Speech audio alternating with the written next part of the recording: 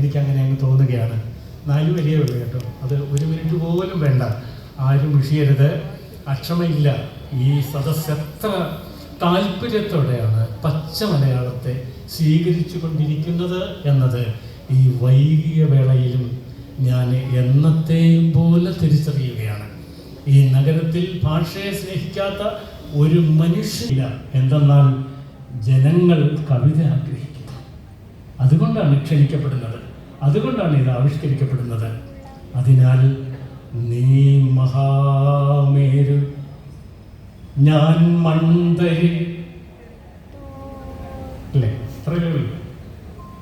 നീ മഹാമേരു, ഞാൻ മൺതരി, എങ്കിലും ഈ വിശ്വവിണ്ടലം നോക്കിക്കിടപ്പു നാം. നീ മഹാഗംഗ, ഞാനുപ്പുകല്ലായി, നിന്നിൽ വേർപെടാനാവാതലിഞ്ഞു തീരുന്നിതാ.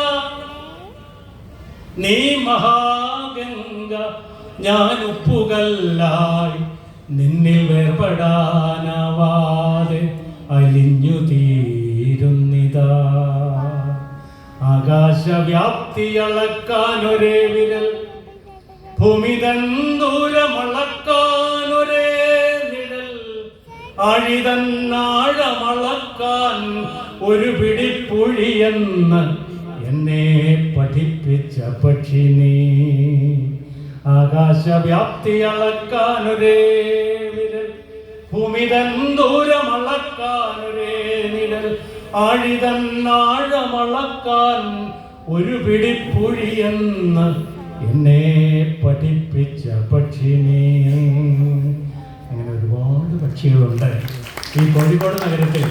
അതിൽ ഒരു പക്ഷിക്ക് അവാർഡ് സമർപ്പിക്കാനാണ് ബഹുമാന്യരായ മന്ത്രിമാരും മേയറും കൂടെയൊക്കെ അങ്ങോട്ട് പോയിരിക്കുന്നത്, അല്ലേ? അല്ലേ? നമ്മളെ സമസ്ത ജീവിതത്തിൻ്റെയും സത്യവും സൗന്ദര്യവും പഠിപ്പിച്ച വലിയ പക്ഷികൾ പറന്ന കോഴിക്കോടൻ വിഹായസിൽ നിരന്തരം ഭാഷയുടെയും സൗന്ദര്യത്തിൻ്റെയും ചിറകടികൾ ഉണ്ടായിക്കൊണ്ടേയിരിക്കട്ടെ എന്ന് പ്രാർത്ഥിക്കുന്നു. ഈ സന്ദർഭം എനിക്ക് തന്ന സുമനസ്സുകളോടെല്ലാം നന്ദി പറയുന്നു. ഒരിക്കൽ കൂടി ആശംസകൾ. നമസ്കാരം.